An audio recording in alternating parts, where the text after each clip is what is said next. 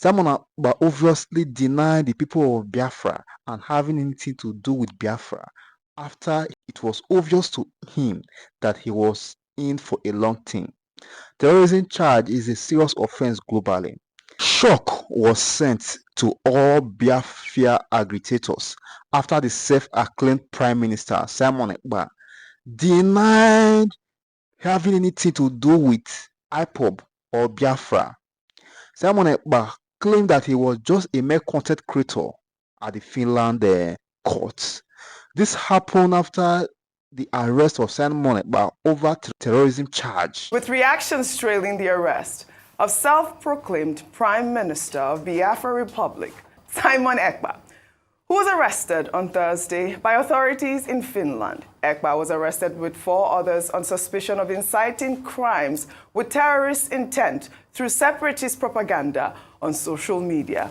The Finnish authorities say that Ekpa used his platform to advocate for violence in southeastern Nigeria with his online rhetoric, fueling attacks on civilians and government forces, and also financing of terrorist activities with investigations tracing back to August 2021.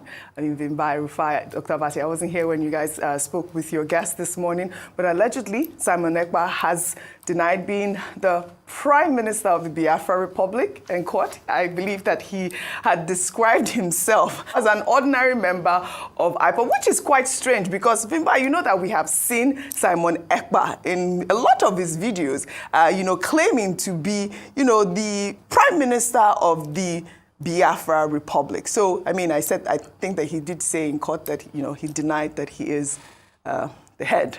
He's just an IPOB member. But let me take some reactions. This has, generated some reactions. This person wrote, Simon Ekpa in court. Prosecuting counsel, you are the Biafran Prime Minister? Simon Ekpa says, no, my lord, I am not. Prosecuting counsel says, what are you then? Simon Ekpa says, I am a content creator. Prosecuting counsel says, do you have any proof? Well, here's proof, Simon Ekpa. Let's play up that video.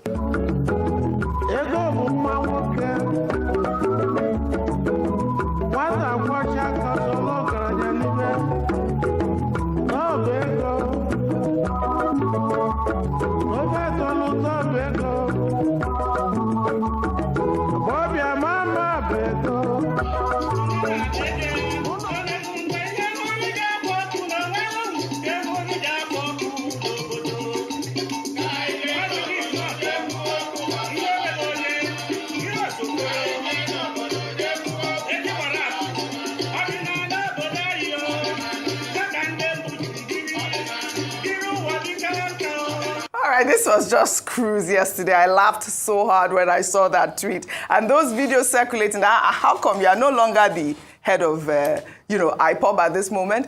But also, let me take another reaction. This is from Brother Bernard, who wrote, Simon Ekpa's sit-at-home has begun. Only that this time, he's not sitting at home, but in prison. He spends the next few years feeling what Indigbo felt every Monday. For every day he did sit at home, he'd spend a week of it in jail. Karma is real. Well, all right, we know that the Nigerian military has called for the extradition of Simon Ekpa. His arrest was hailed through its Director of Media Defense Operation, Major General Edward Buba, who welcomed the international cooperation in the fight against terrorism, saying that the Chief of Defense Staff, General Christopher Musa, had long called for Ekpa's arrest due to his role in fueling terrorism in the southeast. We have repeatedly complained about the issue of Simon Ekpa. He is in Finland. The Finnish government are giving him all the support, and he's doing what he's doing. Comments he's making, people are being killed, and nothing is being done. And this is democracy. If the European Union is the one supporting democracy, and this is happening and they're not taking action, then they don't mean well for Nigeria. We have said that in clear terms. We need to diplomatically find means of getting him out of whatever it is that he's doing. He must be arrested, he must be prosecuted. Look at it from the other way. Assuming he is in Nigeria and he's doing that to the Finnish government, you think the European Union will allow that happen? They definitely will not. So why are they allowing him to do what he's doing? And people like him that are doing such things. All right, Dr. Abati, possibility of an extradition. Okay, we had two guests earlier on before you joined us, Vince Onyekwelu and also Ezeala. And Ezeala, who is a lawyer, pointed out that there is no bilateral extradition treaty between Nigeria and Finland. And to that extent, it may be difficult to pursue the extradition. Now, the Chief of Defense Staff has expressed his opinion, and I think it's a valid opinion.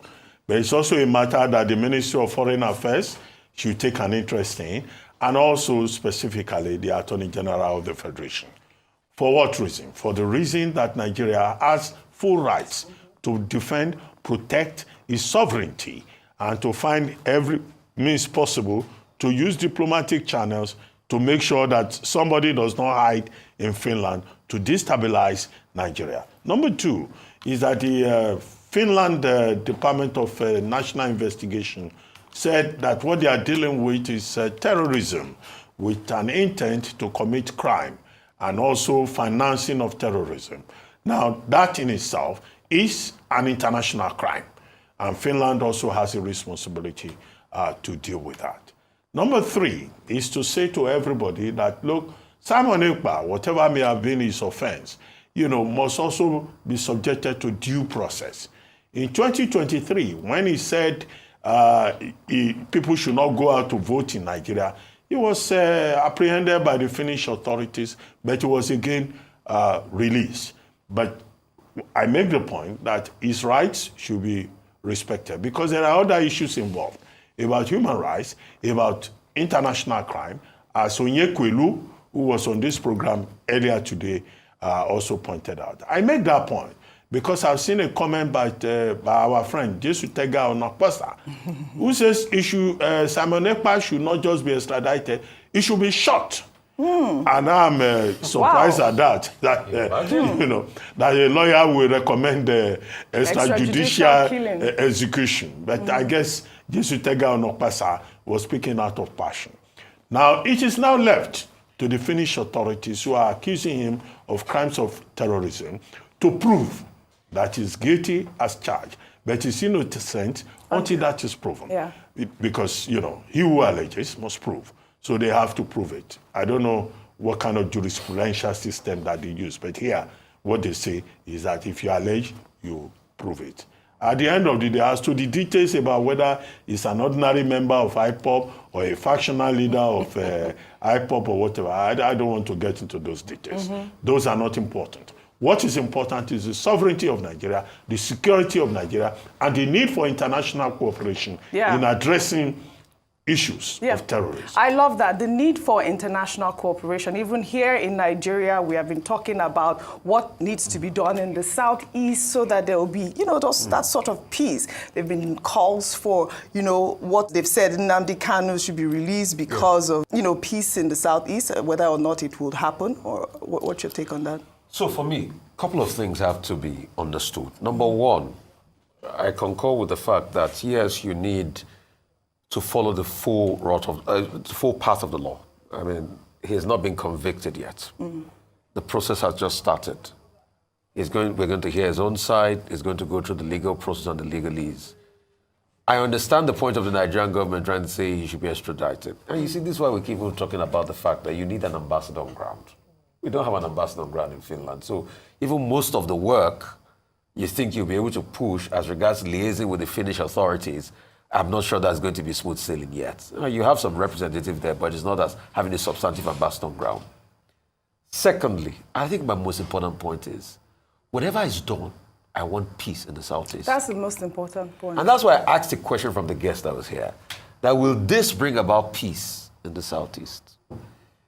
Sovereignty and all of that is at the discretion of the nation. I mean, we saw what ordinary Benin Republic even did to Nigeria in the case of Sunday Igboho here. So as regards talk about extradition, I think that's a long call. I think they were just celebrating. But the substantive part of the matter is the destruction of life and property. That's the main point. In the Southeast. And is it worth it? So please, anybody that is perpetrating that chaos should stop it. Yeah, but we have had a lot of stories here. We've taken a lot of stories here about that. My point is the marginalization also of every part of this country, the Southeast and all of that. Because be it Simon Ekpa or be it Nnamdi Kanu, be it Ralph Wazirike, They are just symptoms of this marginalization that date back to the 60s in this country. The lack of justice. Right. All right. And the things that happened then that we did not listen to. Right. The way politicians divided this country because of their own selfish benefits. Right. And that's what we should move away from. Absolutely. Well, I wanted to just touch more on the issues in the Southeast. Yesterday, Dr. Bati, we took this story, and there was a flurry of reactions about whether or not the Igbo people sell land to outsiders. I don't know if you would like to address that, because there were a lot of, people from the Southeast saying that it is not true. No, I have no further comments on that subject. Okay. I was very clear yesterday. I was very specific. I made my point. I provided the context in which I was speaking. If people have a selective hearing, that is their problem. Well, one of the comments is that you cannot paint a whole tribe with one brush, and they have debunked Replay the tape again. Well, replay the tape. No, I was specific about what I said. I provided context. Right. Nobody should tell me any nonsense. Well, if people have a different opinion, they are entitled. No, there's no nonsense duty. I think it's our duty. If people have a different opinion, they have anthropological evidence to support it. They should say so. Well, it's not for me to reverse myself. No. I was just saying to clarify. Except you are expressing your own opinion. No. And then I will come after you and say you are wrong. There's been a flurry of reactions. Yes. And I have to present that it. It comes is my with duty. the job. That comes with the job. It is my duty. It's a free country. It is my duty to present the reactions of the Nigerian people. And not to come and challenge me. Absolutely not. I asked you if you would like to comment. I asked if you would like to comment. I've told you. Well, the conversation is that a whole tribe cannot be painted with one man's experience. We'll take another story. In another development, Defense Headquarters on Thursday dismissed as laughable allegations made by the Chief Executive Officer of Tantita Security Services Nigeria Limited, Tom Polo, who accused the Nigerian Navy of aiding oil theft, speaking on Monday night while receiving the national leadership of the Nigerian Bar Association in Delta State. Tom Polo cited an instance when the Navy shot at officials of his security firm after intercepting a vessel laden with crude oil in Rivers State. Some few days back, people intercepted a vessel in Port Harcourt where the Nigerian Navy was shooting at Tantita security people with DSS and the civil defense. So we want to employ and beg that you have a duty to play in this present condition now. Because once we do reasonable arrests, what I want to appeal is that you need to help us. If somebody is coming to load a vessel of 5,000 metric tons, you will see this community here now. Nobody will have vessel. The vessel will come from other Lagos or maybe our other neighboring countries or Abuja. But the man here will now do a water boy or a canoe boy. At the end, that is the one that they will arrest or prosecute. Well, this is a huge story, Vimbai. We know that the Nigerian Navy has denied allegations that its men shot at officials of the Tantita Security Services Nigeria Limited in Rivers State. In a telephone chat with the Director, Naval Information Abuja, Comrade Adams Aliyu told Arise News correspondent Ovieteme George that a statement by the chairman of Tantita Security Services Nigeria Limited was false. I don't know your thoughts on this. I mean, talking about whether or not, these people are in cahoot. It's been a long drawn story, but for Tom Polo to come out to say, yes, he is witness to this sort of allegation is quite grave. This isn't, I believe this isn't the first time we've heard about, disagreement between the pipeline surveillance security operators and the Navy. And I don't think it's the last time. We know that the situation it's very uneasy because everybody, it's almost like a turf war, where these contracts, these huge contracts, by the way, have been accorded for the pipeline surveillance. And the Navy feel very much that that's their terrain and they can fully handle. Last week we were discussing the proposal of the Coast Guard bill and so forth, which the Navy again is also saying that the Navy is fully capable of patrolling and protecting all of these assets assets and almost feels like, their territory is being infringed upon. Now, when these allegations come, sometimes you see the videos and whatever, only God knows what really happens in the creeks, because the creeks are just a different ball game on their own. It's not even something I want to put my mouth in, because nobody really fully understands what's going on there, because you've got, a lot of guys who, legacy of the amnesty and so forth, a lot of guys who have a lot of power, a lot of influence, a lot of money operating there, and then you have the Navy as well, who's feeling threatened by that. So did it happen? Didn't it happen? The honest truth is we'll never know. Of course, we have to take the stance of the Navy in this case and say, well, the Navy is saying that no such thing happened. But I just wish that at the end of the day, we're here trying to plan for, is it over 2 million barrels of oil per day? And then you hear about these types of skirmishes. It makes the prospect of 2 million barrels per oil very pessimistic. If you speak to some of these, I know some of the guys who have these pipeline surveillance contracts, they'll tell you that Nigeria is doing about 2 million barrels. It's just that the rest of it is being siphoned out and is going into... I thought it was important to highlight this story because, those that are trying to sabotage Nigeria, be it, the security agencies or, Tompolo or whoever, this investigation needs to happen. And those perpetrators need to be brought to book. We'll take another story. Nigerian Senate on Thursday approved President Bola Ahmed Tinubu's 1.77 trillion naira loan request to help finance the country's 9.7 trillion naira budget deficit for 2024. The loan is set to be part of a fresh external borrowing plan, as outlined in the 2024 Appropriation Act. The approval has since sparked mixed reactions, with some expressing concerns about Nigeria's growing debt, including Senator representing Borno South, Ali Ndume, who on Thursday urged his colleagues in the Senate to advise President Bola Ahmed Tinubu on the dangers of borrowing with securing the country. Let's take a look. And let's be blunt about it. Let's ask the government to do the right thing. And I'm sure that if we tell the president what to do, he will do it. He will do it. So let us stand up as Senate. We are just approving a borrowing, about 2.2 billion, to fund the budget. What budget if we are not secured?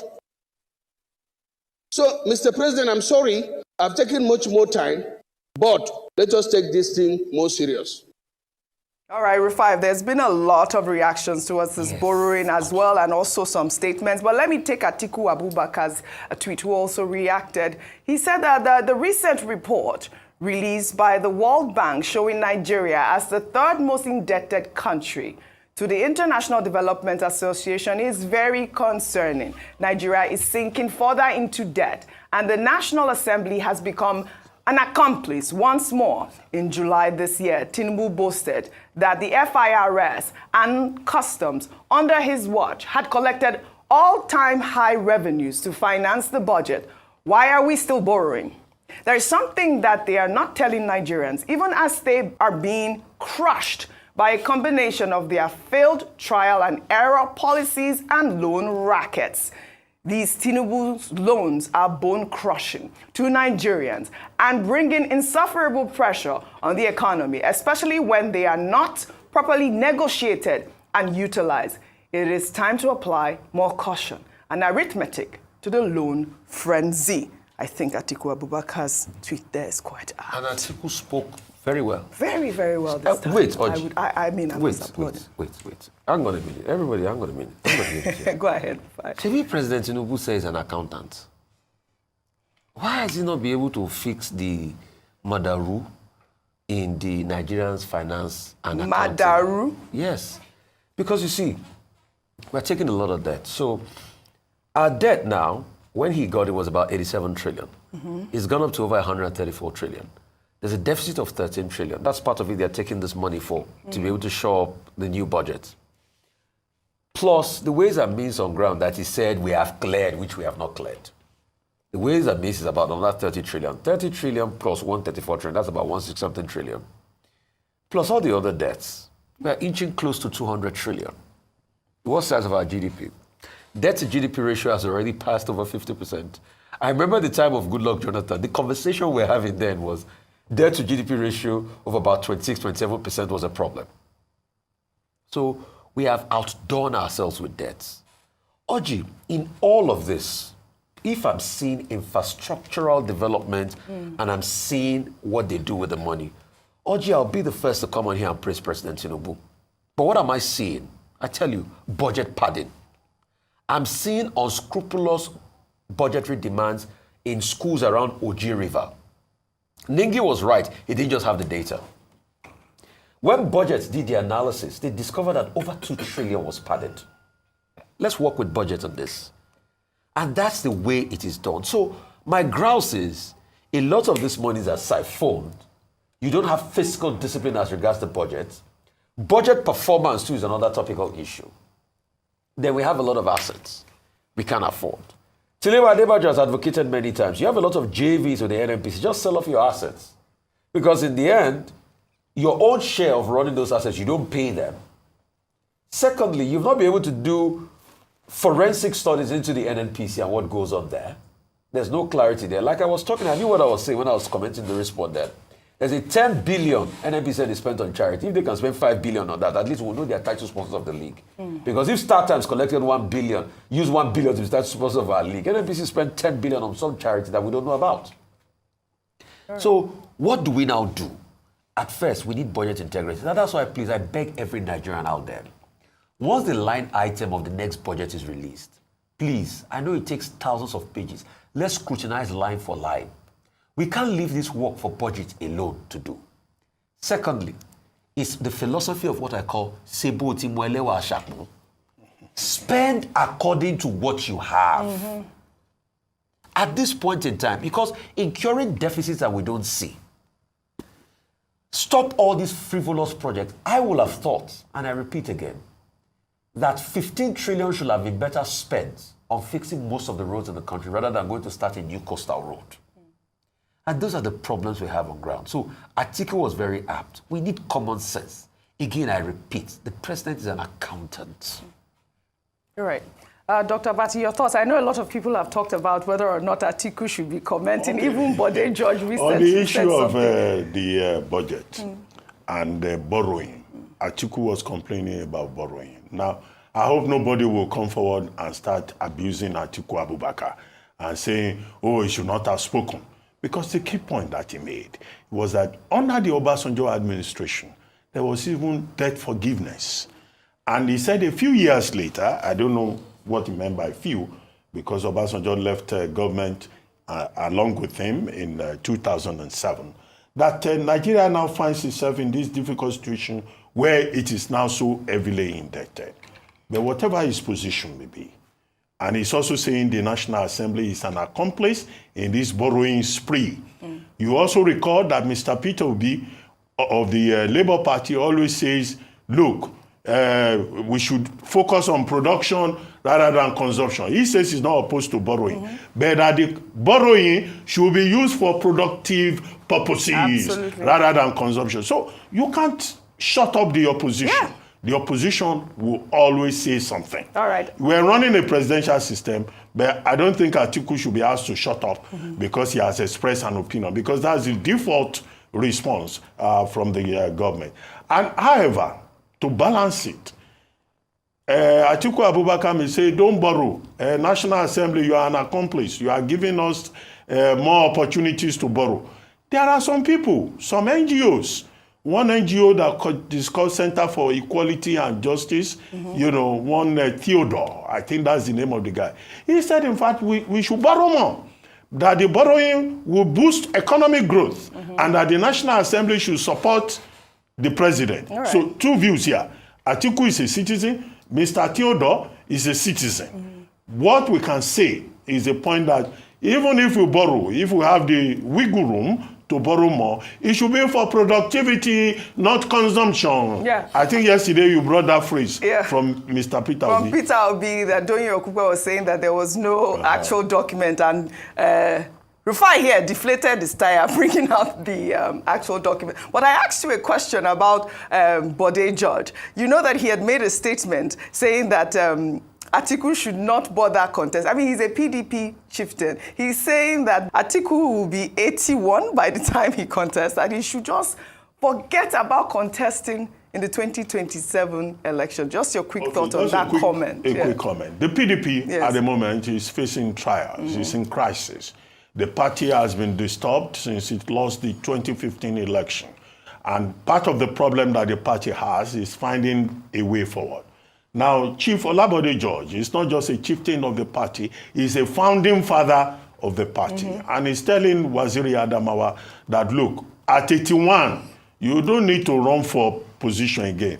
Join us in the position of elder statesman of the party. However, the prerogative is that of Waziri Adamawa Atiku Abubakar to decide whether at 81 he still wants to continue to chase something he has been chasing since 1993. It is also for the party to take a decision. But there are many members of the People's Democratic Party that Atiku's ambition is disturbing the party. They say they need young blood. They say they need some other options. But the party needs to put his house in order first. Well said. So Chief Olabode George may well be considered one of the persons offering advice in the party. There are persons who will also say that Chief Olabode George was a member of the G5 and he's a wicked man. Well, maybe he will not agree to that. That he's a wicked supporter on the issues. He will say he's defending principles and that he may be accused of having brought the party to this sorry pass. Politics. Rufai says he's never going to be a politician. Well, let's take another story. Never say never. Never say never. Well, we'll never know. Never knows. He can't deal with it. He can't deal with it. Don't worry go about and be it. councillor or chairman. Well, all right. We'll take another story. No, I'm already serving my people. My foundation. He is actually. We'll take another story. Following the endorsement of President Bola Ahmed Tinubu's son, Sheyi Tinubu, by the coalition of the Nigerian youth leaders as the next governor of Lagos State, the Speaker of the Lagos State House of Assembly, Mudashiru Obasa, on Thursday said that he does not lack the experience to contest the governorship race in the state. Obasa made a remark shortly after Governor Babajide Sanwo-Olu presented the state's 2025 budget size of 3 trillion naira. Eliciting reactions. To the blackmailers who have to embark on the mission to distort and redefine our mission, let me state it unequivocally here. Our intention is to promote our party on the platform of mandate. Also, becoming governor is secondary. It is something that I have not given a serious consideration. Nevertheless, that does not mean I am too young or lack experience to run, whereas those who have been before me are not better off. In addition, it is also important to correct the impression from naysayers who have been insinuating that I made payment to seek for blood relation in Ojo to validate my candidacy to run as governor. Of course, I have never denied the fact that I am Obasa, but rather I have never claimed to be related to Odikoyi, Oniru, or any popular Lagos family, as the case may be. I can indeed never run from the fact that I am related to my Obasa family in Ojo, but I do not need local validity to contest or run. If I am contesting, I will do so from Agege. All right, Rufy on fire, please, your comment on this. You see, my grouse is just this. You see, we have of course already said this. 2025 is around the corner. Politicking has started full throttle. But the truth is, he has a right to run for governor. He's been speaker for quite a while now. He too is pulling his weight. But the question will be, can he pull that weight against Omo Baba? And who you know, I call Omo Baba, Sheyi Tinubu, His Excellency Sheyi Tinubu. Omo Baba. Is it Omo Baba Lowo? I know that's Omo Baba Lowo. Omo Baba Libi Lokan. Baba Lokan, Omo Lokan. You get? Yes. So can he go against that grain? I think that's going to be the biggest conversation here. Right. But he too is capable. I mean, the standards are so low in Nigeria. What do you need? You need just a very small pass in terms of your certificate and all of that. But the most important thing is, will the Babaitos of Lagos put him down? Because there's a man that speaks forth who will become the next governor in Lagos is called Baba Ito. All righty. If he mentions your name today, Ojinika for next governor, correct, you will be governor. I don't know if I want to do if that. He mentions your, who is the person? if Baba Ito mentions your name, you are going to. Our favorite Nigerian wife. Our favorite Nigerian wife. My final story. I would love for you to discuss this, but I know that Dr. Abati wants to comment on Obasa. Okay, and I'll be very brief. Right Honorable Mudashiru Obasa spoke, by the way, at the occasion of the presentation of the 3 trillion budget by the governor of Lagos State, Babajide Sanwo-Olu. This is a budget that promotes tourism, that hopes to promote, economic issues, development in Lagos State. Value 3 trillion. Now, it was in response when he was speaking Obita, that he now said, well, some stories have been going around talking about him. One, they say he's interested in the position of governor. He says that's not a priority for him. That his priority is to develop their political group, mandate group, and that anybody talking about he doing long truths to become governor are just blackmailers. So to your point, Rufai was saying about the Omolokan project, I think he had a response for that. All right. 2, he also said that some people have been saying he's trying to associate himself with some famous families, Onikoyi family. That is not true. That he's from Ojo area and he's proud of his own heritage. Right.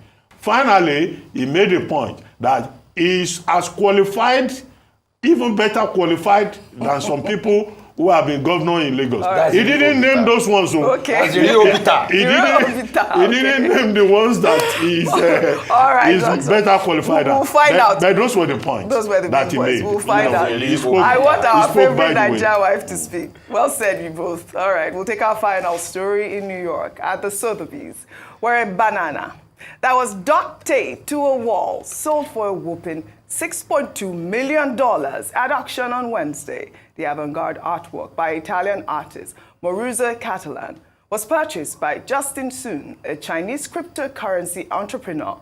The sale had attracted 7 bidders and surpassed its guide price of $1 million to $1.5 million.